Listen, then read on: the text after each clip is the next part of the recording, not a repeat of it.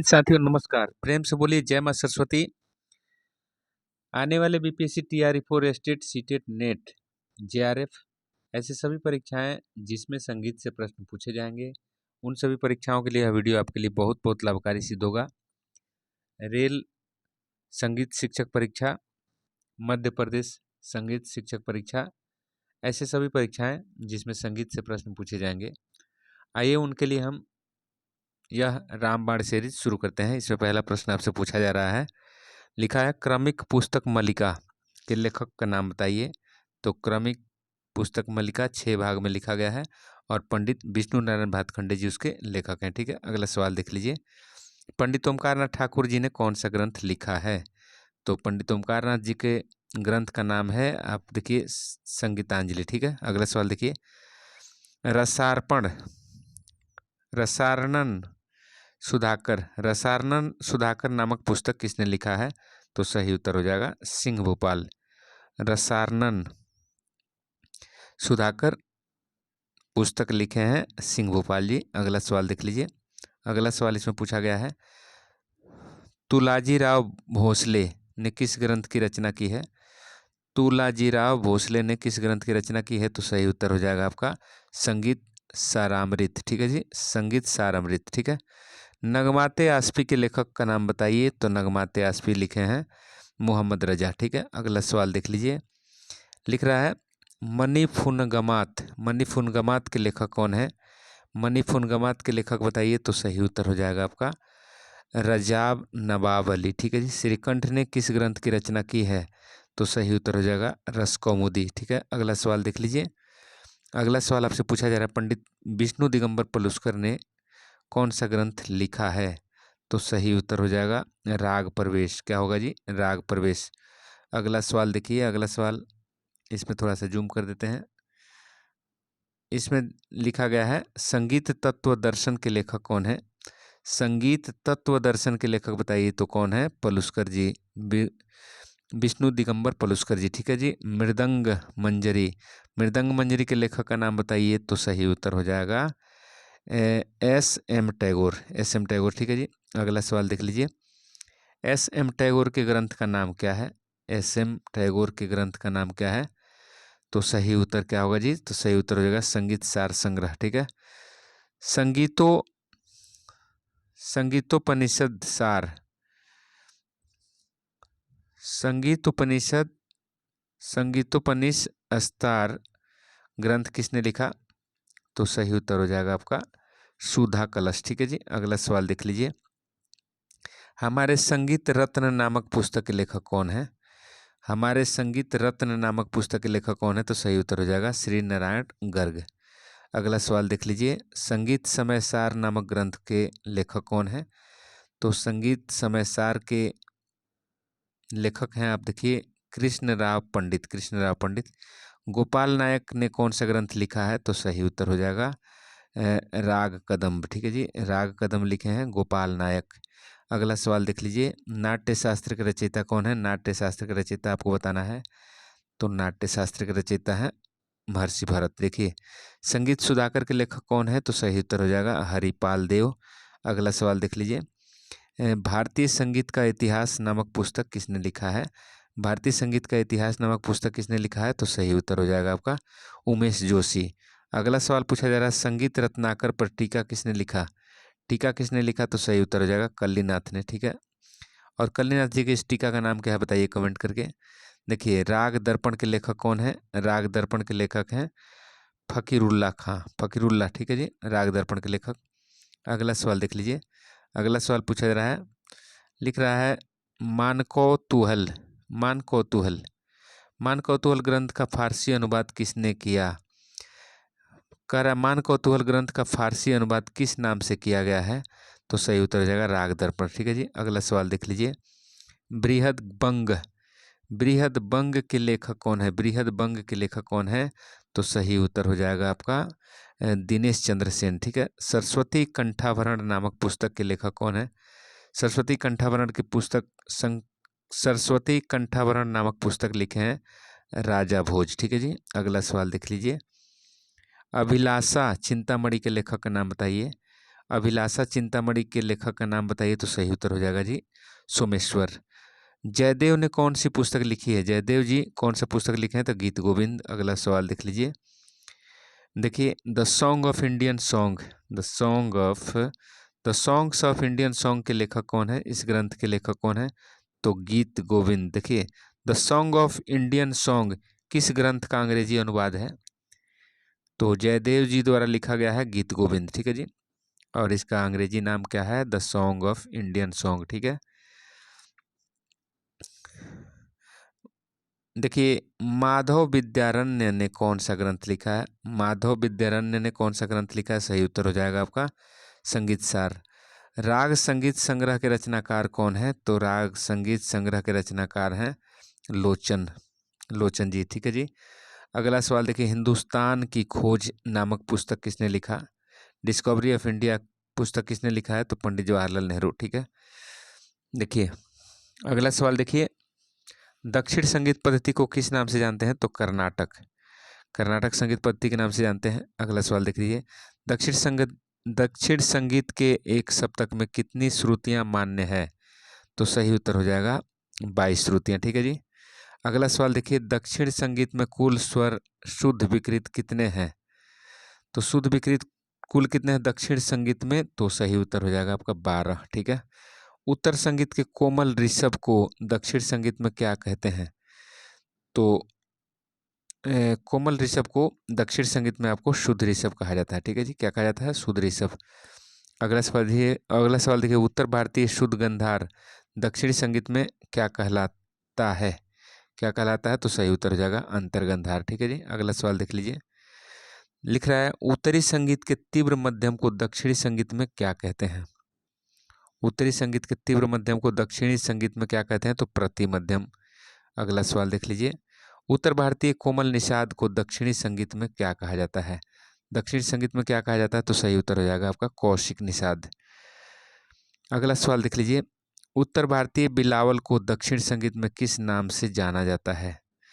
किस नाम से जानते हैं उत्तर भारत के बिलावल को? दक्षिण भारत में जानते हैं धीर शंकराभरण, ठीक है जी। अगला सवाल देख लीजिए, उत्तरी तोड़ी राग दक्षिण में किस नाम से जानी जाती है? तो उत्तरी तोड़ी राग जो है दक्षिण में आपको उसको शुभ पंतु पंतु वसली कहते हैं, पंतु वसली, शुभ पंतु वसली, ठीक है जी। अगला सवाल देख लीजिए, अगला सवाल है इसमें, तोड़ी दक्षिण को, तोड़ी जो है दक्षिण में कहा जाता है, उत्तर भारतीय संगीत में इसको क्या कहते हैं? तो भैरवी, ठीक है जी। अगला सवाल देख लीजिए, श्री रंजनी मतलब दक्षिण संगीत में श्री रंजनी कहा जाता है, तो उत्तर संगीत में इसका नाम क्या है? तो सही उत्तर हो जाएगा राग बागेश्वरी। अगला सवाल देख लीजिए, कर्नाटकी संगीत में मुख्य तालें कितनी हैं? तो मुख्य तालें 7 हैं, आप जानते हैं। अगला सवाल देख लीजिए, निम्न में से कौन सी मुख्य ताल दक्षिण संगीत में नहीं है? तो सही उत्तर क्या होगा जी? खंड। अगला सवाल देख लीजिए, दक्षिण संगीत में तालों की मुख्य कितनी जातियां होती हैं? तो 5, ठीक है जी। तालों की मुख्य 5 जातियां दक्षिण संगीत में होती है। देखिए, दक्षिणी ताल पद्धति में चतस्त्र जाति में लघु कितनी मात्रा का होता है? चतस्त्र जाति में लघु कितनी मात्रा का होता है? तो सही उत्तर क्या होगा जी? तो 4। अगला सवाल देख लीजिए, उत्तरी ताल पद्धति में लघु कितनी मात्रा का होता है? तो सही उत्तर हो जाएगा 1। अगला सवाल देख लीजिए, दक्षिण संगीत में खाली के लिए कौन सा चिन्ह होता है? दक्षिण संगीत में खाली के लिए कौन सा चिन्ह होता है? तो सही उत्तर हो जाएगा आपका दक्षिण संगीत में खाली के लिए कौन सा चिन्ह होता है? तो इसमें से कोई नहीं, क्योंकि ये पलुस्कर जी का पद्धति है। पलुस्कर जी खाली इससे दर्शाते हैं, और इसमें जो है ये भातखंडे जी खाली दर्शाते हैं, ठीक है जी। तो इसमें से कोई नहीं है, ठीक है। अगला सवाल देख लीजिए, दक्षिण संगीत पद्धति में उत्तरी 3 ताल के कितने विभाग होते हैं? दक्षिण संगीत पद्धति में उत्तरी 3 ताल के कितने विभाग होते हैं? तो 3 विभाग, जबकि आपको उत्तर भारतीय संगीत में 3 ताल में 4 विभाग होते हैं, और दक्षिण भारत में 3 ताल में 3 विभाग होते हैं। अगला सवाल देख लीजिए, लिख रहा है, दक्षिण संगीत में कौन सा राग वर्गीकरण पद्धति प्रचलित है? तो कौन सा राग वर्गीकरण पद्धति है? तो मेल, ठीक है जी। थाट को वहाँ मेल कहा जाता है। दक्षिणी संगीत में ध्रुपद अंग ध्रुपद अंग को महत्व प्राप्त है। दक्षिण संगीत में ध्रुपद अंग को विशेष महत्व प्राप्त है। ठीक है, अगला सवाल देख लीजिए। दक्षिण संगीत की कौन सी शैली उत्तरी संगीत के सरगम गीतों से कुछ कुछ मिलती है? ठीक है जी, दक्षिण संगीत की कौन सी शैली उत्तरी संगीत के सरगम गीतों से कुछ कुछ मिलती है? तो सही उत्तर हो जाएगा वर्णम। ठीक है जी, अगला सवाल देख लीजिए। लिख रहा है दक्षिण भारतीय संगीत की कीर्तन शैली का स्वरूप उत्तर भारत की किस शैली से मिलता जुलता है? तो दक्षिण भारत में जिसको कीर्तन कहा जाता है तो उत्तर भारत में उसको क्या कहते हैं? तो सही उत्तर हो जाएगा ध्रुपद। ठीक है जी, ध्रुपद। अगला सवाल देखिए। दक्षिण संगीत में किसी भी राग के स्वरूप को प्रकट करने के लिए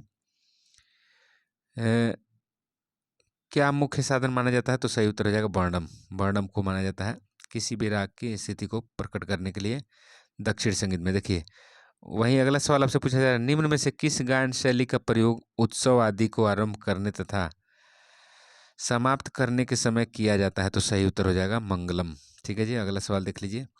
निम्न में से कौन सी वादन शैली दक्षिण भारतीय नहीं है? दक्षिण भारतीय वादन शैली इसमें से कौन नहीं है? तो सही उत्तर हो जाएगा गत। गत उत्तरी भारत का वादन शैली है। देखिए, अगला सवाल देखिए। गायक को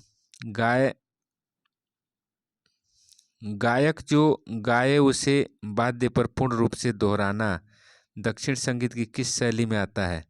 तो सही उत्तर हो जाएगा ओक शैली में। ठीक है जी, अगला सवाल देखिए। गीत का वाद्य पर थोड़ा सा अनुसरण करने को क्या कहते हैं? तो सही उत्तर हो जाएगा अनुगत। ठीक है जी, अनुगत। अगला सवाल देखिए। दक्षिणी संगीत में बहलावा तथा शब्दालाप को क्या कहते हैं? दक्षिणी संगीत में बहलावा तथा शब्दालाप को क्या कहते हैं? तो सही उत्तर हो जाएगा आपका पल्लवी। ठीक है, अगला सवाल देख लीजिए। दक्षिणी संगीत में वादन की कितनी शैलियाँ प्रचलित है? वादन की कितनी शैलियाँ प्रचलित है? तो सही उत्तर हो जाएगा 4। अगला सवाल देख लीजिए। दक्षिणी संगीत के शुद्ध स्वर सप्तक को क्या कहा जाता है? दक्षिणी में शुद्ध स्वर सप्तक को क्या कहा जाता है? तो कनकांगी। अगला सवाल देख लीजिए। दक्षिणी ताल पद्धति में गुरु के लिए किस चिन्ह का प्रयोग किया गया है? गुरु के लिए किस चिन्ह का प्रयोग करते हैं? तो सही उत्तर क्या होगा जी? तो सही उत्तर हो जाएगा आपका एस के जैसे। ठीक है, अगला सवाल देख लीजिए। लिख रहा है भरतनाट्यम की शिक्षा देने वाले लोगों को किस नाम से जाना जाता था? भरतनाट्यम की शिक्षा जो लोग देते थे उनको आपको नटवन कहते थे। ठीक है जी, नटवन। निम्न में से कौन सा नृत्य मुख्य रूप से स्त्रियों के लिए है? स्त्रियों का नृत्य मुख्य रूप से कौन है? तो सही उत्तर हो जाएगा भरतनाट्यम। ठीक है। निम्न में से कौन सा नृत्य केवल पुरुषों के लिए है? तो सही उत्तर हो जाएगा कथकली। ठीक है जी, कथकली आपको बताना है किस राज्य का लोक नृत्य है। ठीक है जी, अगला सवाल देखिए। कथक के कितने अंग होते हैं? कथक के कितने अंग हैं भाई? तो बताना है आपको अंग 3 है। ठीक है, तो बिरजू महाराज किस घराने से आपको बताना है और किस नृत्य के कलाकार हैं। देखिए, मणिपुरी नृत्य को शास्त्रीय नृत्य की प्रतिष्ठा दिलाने का श्रेय किनको जाता है? तो सही उत्तर हो जाएगा रविंद्रनाथ टैगोर जी का, क्योंकि वो जो है शांति निकेतन में मणिपुरी संगीत को बढ़ावा दिए थे। देखिए, कौन सा नृत्य पहले देवदासियों द्वारा किया जाता था? देवदासियों द्वारा किया जाने वाला नृत्य कौन है? तो भरतनाट्यम। अगला सवाल देख लीजिए। कथकली को वर्तमान स्वरूप किसने प्रदान किया? तो केरल वर्मा। ठीक है जी, केरल वर्मा। अगला सवाल देखिए। मणिपुरी नृत्य के निम्न में से कौन सी विशेषता है?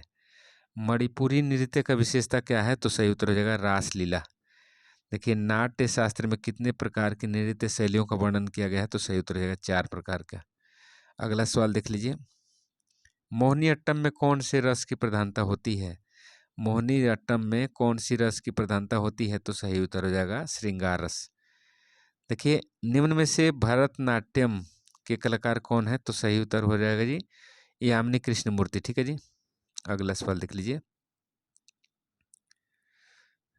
कह रहा है मृणालिनी साराभाई किस में दक्ष है? तो सही उत्तर हो जाएगा नृत्य में दक्ष है। ठीक है जी, अगला सवाल देख लीजिए। झावेरी बहनें संख्या में कितनी है? तो झावेरी बहनें संख्या में कितनी है? तो सही उत्तर हो जाएगा 4। झावेरी बहनें 4 हैं। ठीक है जी, झावेरी बहनें नृत्य की किस शैली में दक्ष हैं? तो सही उत्तर हो जाएगा मणिपुरी। मणिपुरी नृत्य के लिए झावेरी बहनों का नाम अग्रणी है। देखिए निम्न में से कथकली नृत्य का कलाकार कौन है? तो सही उत्तर हो जाएगा आपका कनक रेले। कनक रेले कथकली के कलाकार हैं। देखिए कृष्णन कुट्टी किस नृत्य के लिए प्रसिद्ध हैं? तो सही उत्तर हो जाएगा कथकली। देखिए अच्छन महाराज किस शैली का नृत्य करती हैं? अच्छन महाराज, तो सही उत्तर हो जाएगा कथक। अगला सवाल देख लीजिए। संयुक्ता पाणिग्रही किस शैली का नृत्य करती हैं? संयुक्ता पाणिग्रही तो किस शैली का नृत्य करती हैं? सही उत्तर हो जाएगा आपका ओडिसी। ओडिसी। देखिए बिरजू महाराज संगीत में किस क्षेत्र से जुड़े हैं? तो सही उत्तर हो जाएगा नृत्य से। ठीक है जी। देखिए निम्न में से किस महिला कलाकार ने भारत की मुख्य 6 शास्त्रीय नृत्य शैलियों का पूर्ण अध्ययन किया है? 6 शास्त्रीय संगीतों का। तो देखिए सही उत्तर हो जाएगा रीता देवी। ठीक है। अगला सवाल देख लीजिए। सितार तथा सूरबहार की वादन शैलियों को मिलाकर किसने एक नई शैली का जन्म दिया? सितार और सूरबहार को मिलाकर नई वादन शैली विकसित किया किसने? तो इमदाद खां। ठीक है। अगला सवाल देख लीजिए। गंगूबाई हंगल संगीत के किस क्षेत्र से प्रवीण है? किस क्षेत्र में प्रवीण है? तो सही उत्तर हो जाएगा आपका गायन में। ठीक है। कंठे महाराज कौन सा बाज बजाते हैं? तो सही उत्तर हो जाएगा तबला, और बनारस घराने से हैं। ठीक है जी। अगला सवाल देख लीजिए। पंडित समता प्रसाद संगीत के किस विद्या से जुड़े हैं? समता प्रसाद जी वादन करते हैं। देखिए रुक्मिणी देवी अरुंडेल कौन सा नृत्य करती हैं? तो सही उत्तर हो जाएगा आपका भरतनाट्यम। ठीक है जी, भरतनाट्यम। अगला सवाल देख लीजिए। मालविका सरुकाई किस शैली का नृत्य करती हैं? मालविका सरुकाई तो ये करती हैं भरतनाट्यम। अगला सवाल देखिए। कथक नृत्य के कलाकार को पहचानिए। तो उर्मिला नायर और उर्मिला नागर। ठीक है जी। अगला सवाल देख लीजिए। श्रुति बनर्जी किस शैली का नृत्य करती हैं? श्रुति बनर्जी देखिए मणिपुरी नृत्य करती हैं। ठीक है जी। अगला सवाल देख लीजिए। यामिनी कृष्णमूर्ति कौन सा नृत्य करती हैं? तो यामिनी कृष्णमूर्ति कुचिपुड़ी करती हैं। ठीक है जी, आंध्र प्रदेश। देखिए केलुचरण महापात्र के गुरु कौन थे? तो सही उत्तर हो जाएगा मोहन महापात्र। ठीक है। अगला सवाल देख लीजिए। प्रतिमा बेदी किस शैली का नृत्य करती हैं? प्रतिमा बेदी तो सही उत्तर हो जाएगा आपका ओडिसी नृत्य करती हैं। श्री कृष्ण पडिक्कर किस शैली का नृत्य करते थे? तो सही उत्तर हो जाएगा मोहिनीअट्टम। अगला सवाल देख लीजिए। गोपीनाथ किस नृत्य शैली के में दक्ष थे? गोपीनाथ किस नृत्य को करते थे? तो सही उत्तर हो जाएगा मोहिनीअट्टम। मणिपुरी नृत्य के कितने पहलू हैं? तो सही उत्तर हो जाएगा 2। कितने पहलू हैं जी? तो 2। देखिए अगला सवाल देखिए। मणिपुरी नृत्य का लास्य किस पहलू के लिए प्रसिद्ध है? लास्य किस पहलू के लिए प्रसिद्ध है? सही उत्तर हो जाएगा सुकुमारता के लिए। ठीक है। अगला सवाल देख लीजिए। अगला सवाल इसमें लिखा जा रहा है 796। नृत्य में वाचिक का क्या अर्थ है? नृत्य में वाचिक का क्या अर्थ है? तो सही उत्तर हो जाएगा आपका शब्द या स्वर के माध्यम से भाव व्यक्त करना। ठीक है जी। अगला सवाल देख लीजिए। अगला सवाल देख लीजिए। लिखा गया है रोमांच तथा अश्रुपात के माध्यम से सुख दुख व्यक्त करने को जो नृत्य करते हैं उसको क्या कहते हैं? देखिए रोमांच तथा अश्रुपात के माध्यम से सुख दुख व्यक्त करने को नृत्य में क्या कहते हैं? तो सही उत्तर हो जाएगा आपका सात्विक। अगला सवाल देख लीजिए। नाट्यशास्त्र में कितने अध्याय नृत्य से संबंधित है? नाट्यशास्त्र में आपको नाट्यशास्त्र में 7 अध्याय हैं। ठीक है जी। नाट्यशास्त्र में कितने अध्याय हैं? 7 अध्याय हैं जो नृत्य से संबंधित है। देखिए भरतनाट्यम का आरंभ किससे माना जाता है? किससे किया जाता है? तो अलारिपू से। ठीक है जी, अलारिपू से। देखिए अगला सवाल देख लीजिए। श्रृंगार रस के पदों का अभिनय कल्पना से सजाकर किस में करते हैं? श्रृंगार रस के पदों का अभिनय कल्पना से सजाकर किस में करते हैं? तो सही उत्तर हो जाएगा पदम में। तो आज की वीडियो में इतना ही। अगले वीडियो में हम फिर मिलेंगे। तब तक के लिए जय हिंद जय भारत। चैनल को लाइक करिए, सब्सक्राइब करिए, मित्रों में शेयर करिए। Best of luck. आपका नौकरी जरूर लगेगा। Thank you.